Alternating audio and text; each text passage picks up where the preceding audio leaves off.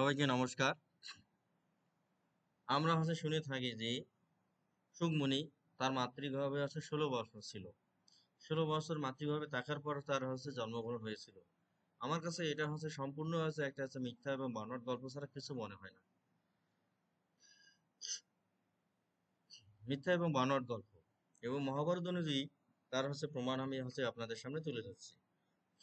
যে ব্যাসপুত্র সুক নারদের উপদেশ যে উপাখ্যান রয়েছে সেই উপাখ্যান অনুযায়ী যে জ্যোতিষী বললেন, পিতামহ ব্যাসের পুত্র মহাত্মা এক সুক, যে মহাত্মা সুক কি প্রকারে জন্মগ্রহণ ও সিদ্ধি লাভ করেছেন তা বলুন। ভীষ্ম বললেন, পুরাকালে মহাদেব ও শৈলজা সুতা ভবানী ভীম দর্শনে ভূতগণের পরিবেষ্টিত হয়ে সুমরু সিংহে বিহার করতেন। যে ভীষ্ম বললেন, পুরাকালে মহাদেব এবং শৈলজা সুতা ভবানী ভবানী মা দুর্গা ভীম দর্শনে ভূতগণের পরিবেশিত হয়ে সুমরু সিংহে বিহার করতেন। ব্যাসদেব পুত্র কামনায় সেখানে তপস্যায় রত হয়ে মহাদেবের আরাধনা করতে লাগলেন। পুত্র কামনায় সেখানে তপস্যারত হয়ে মহাদেবের আরাধনা করতে লাগলেন। মহেশ্বর প্রসন্ন হয়ে বললেন, দ্বৈপায়ন, তুমি অগ্নি বায়ু জল ভূমি এবং আকাশের ন্যায় পবিত্র পুত্র লাভ করবে। যে তুমি অগ্নি বায়ু জল ভূমি ও আকাশের ন্যায় পবিত্র পুত্র লাভ করবে এবং সে ব্রহ্মপরায়ণ হয়ে নিজ তেজে তিলক আবরণ করে যশস্বী হবে। বল লাভ করে অগ্নি উৎপাদনের জন্য মানে এই যে পাঁচটা কথা বলেছে, পাঁচটা জিনিসের কথা বলছে, যে পঞ্চমহাদের কথা, যে অগ্নি বায়ু জল ভূমি এবং আকাশ। এই যে অগ্নি বায়ু জল ভূমি ও আকাশ পবিত্র পুত্র লাভ করবে, সেজন্য তিনি প্রথমে অগ্নি উৎপাদন করা শুরু করলেন। বল লাভ করে অগ্নি উৎপাদনের জন্য 2 খণ্ড অরণি কাষ্ঠ, অনেক অরণি কাষ্ঠ নিয়ে মন্থন, বনের যে কাঠ আছে কাঠ নিয়ে মন্থন করতে লাগলেন। সেই সময় ঘৃতাসি অস্পরাকে দেখে ব্যাস কামাবিষ্ট হলেন। যে ঘৃতাসি অস্পরা দেখে ব্যাস কামাবিষ্ট হলেন। তখন ঘৃতাসি সুখ পক্ষীরূপ ধারণ করলেন। সুখ পক্ষীরূপ ধারণ করলেন। ব্যাস মনঃসংযম করতে পারলেন না এবং তার শুক্র অরণ্যকাষ্ঠের উপর স্খলিত হলো। তার সূক্ষ্ম অরণ্যকাষ্ঠের উপর স্খলিত হলো মানে পড়ল। তথাপি তিনি মন্থন করতে লাগলেন। সেই অরণ্যতে সুখদেব জন্মগ্রহণ করলেন। শুক্রের মন্থনে উৎপন্ন এজন্য তার নাম সুখ হলো। তখন গঙ্গা মূর্তিময়ী হয়ে সুমরি শিখরে এসে শিশুকে স্নান করালেন এবং এবং সুখের জন্য আকাশ থেকে ব্রহ্মচারী ধারণীর দণ্ড এবং কৃষ্ণাজিন পতিত হলেও পড়ল এবং তিনি দিব্য বাদ্যধ্বনি গন্ধবাস্পদে নিত্যগীত হতে লাগলেন। মহাদেব ভগবতীর সঙ্গে এসে শতদশ মণিপুত্রের উপনয়ন ও সংস্কার করলেন। দেবরাজ ইন্দ্র তাকে করমণ্ডল এবং দেবস্ত্র দিলেন। বহু সহস্র হংস, শতপত্র বা কাঠঠোকরা এবং সারস সুখ এবং চাষ নীলকণ্ঠ প্রভৃতি শুভসূচক পক্ষী বালককে পদহীন করতে লাগলো। জন্মমাত্রই সমস্ত বেদ সুখের আয়ত্ত হলো। তিনি বৃহস্পতির নিকট সকল শাস্ত্র অধ্যয়ন করলেন। সুখদেব তার পিতাকে বললেন, আপনি মোক্ষ ধর্মের উপদেশ দিন। ব্যাস তাকে নিখিল যোগ এবং কাপিল সংঘ শিখে বললেন, তুমি মিথিলায় রাজা জনকের কাছে যাও, তিনি তোমার মোক্ষ ধর্মের উপদেশ দেবেন।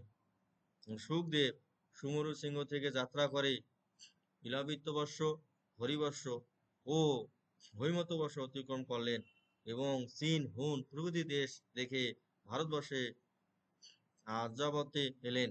তারপর মিথিলার রাজভবনে উপস্থিত হয়ে 2 কক্ষা মহল অতিক্রম করে তিনি অমরাবতী তুল্য 3য় কক্ষায় প্রবেশ করলেন। সেখানে 50 জন রূপবতী বারাঙ্গনা তাকে পাদর্ঘ্য দিয়ে পূজা করে সুস্বাদু অন্ন নিবেদন করলে জিতেন্দ্রীয় সুখদেব সেই সকল নারীগণে পরিবৃত হয়ে নির্বিকার চিত্রে এক দিবারাত্র যাপন করলেন। পরদিন জনক রাজা মস্তকে অর্ঘ্য ধারণ করে তার গুরুপুত্র সুখদেবের কাছে এলেন।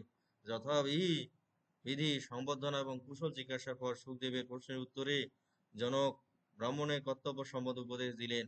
শুক বললেন, মহারাজ, যার মনে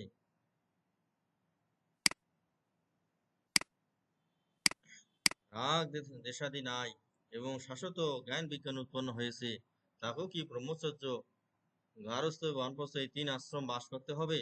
জনক বললেন, জ্ঞান বিজ্ঞান বিনা মোক্ষ হয় না। জ্ঞান বিজ্ঞান বিনা কখনোই মোক্ষ হয় না, এবং গুরুর উপদেশ ভিন্ন জ্ঞান লাভও হয় না। যাতে লোকাচার ও কর্মকাণ্ড উচ্ছন্ন না হয়, সেজন্যই ব্রহ্মচর্যাদি আশ্রম বিহিত হয়েছে।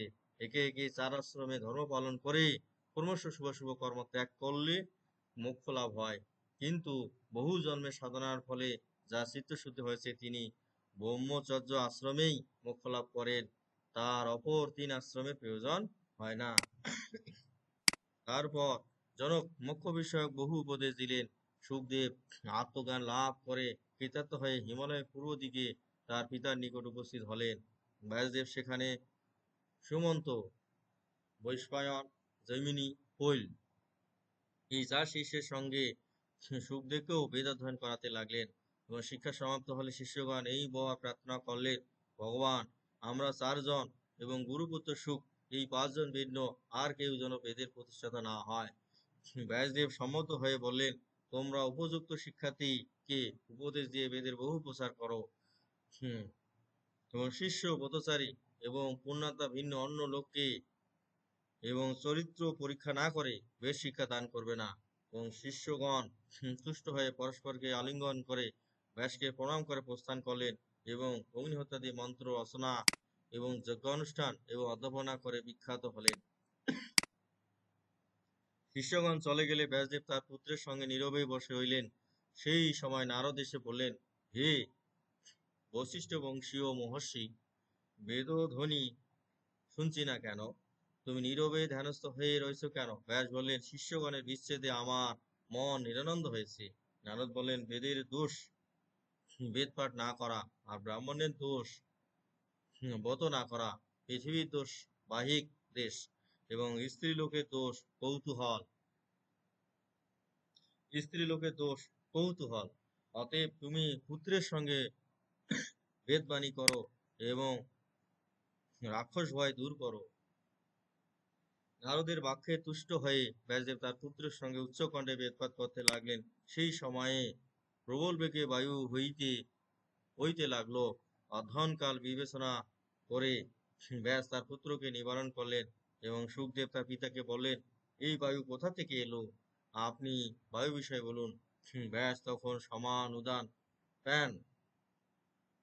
উদান বান আপান ও প্রাণ এই 5 বায়ুর ক্রিয়া বিব্রত করে তাদের অন্য নাম বললেন, যে সংবহ, উদ্বহ, বিবহ, আবহ ও প্রবহ। তিনি আরো 2 বায়ুর নাম বললেন, যে পরিবহ, পরাবহ। তারপর তিনি বললেন, এই সকল বায়ু দ্বারাই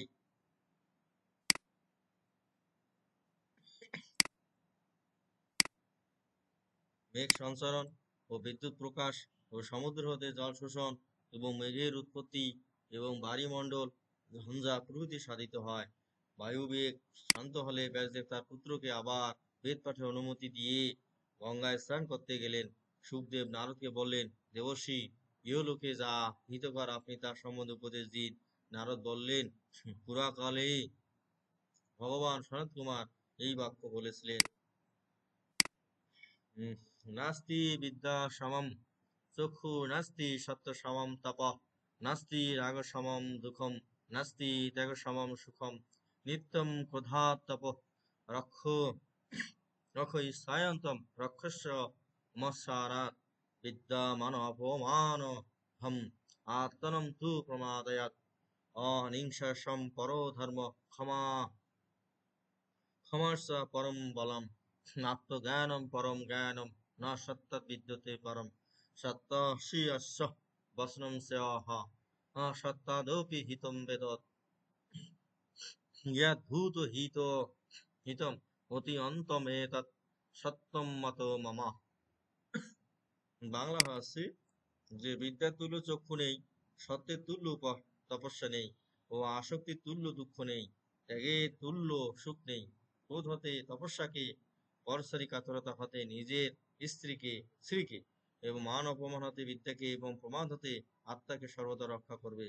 এবং অনৃশংসতাই পরম ধর্ম, ক্ষমাই পরম বল এবং আত্মজ্ঞানই পরম জ্ঞান। সত্য অপেক্ষা শ্রেষ্ঠ কিছু নেই, সত্যবাক্য শ্রেষ্ঠ শ্রেয়, কিন্তু সত্য অপেক্ষাও হিতবাক্য বলবে, যা প্রাণীগণের অন্তত হিতকর, তাই আমার মত। বলছে, ন হিংসাৎ সর্বভূতানি মুত্রায়ান গতস্তরেৎ ন ইদম জন্ম সমস্যাদ্য বৈরম কুর্বীত কেনচিৎ মিত্যম বা ইয়াদিনা নষ্টম অতীত মনো অশুচতি